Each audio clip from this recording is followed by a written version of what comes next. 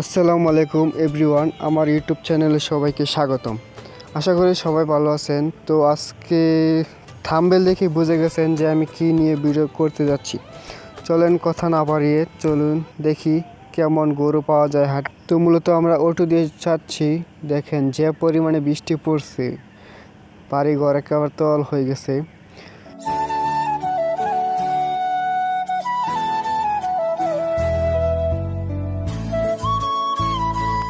তো সাথে আছে আমার বন্ধু রূপন, তাকে নিয়ে যাচ্ছি হাটে। তো কখনো হাটে যায় নাই।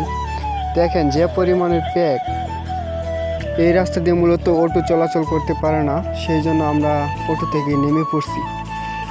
তো তো নামার পরে দেখলাম একটা চাচা জাল দিয়ে মাছ মারতেছে, তাই জন্য অনেকক্ষণ ওয়েট করলাম জালটা দেখার জন্য, কিন্তু চাচা জালটা তুলেনি। তো দেখেন হাটে গরু নিয়ে যাচ্ছে।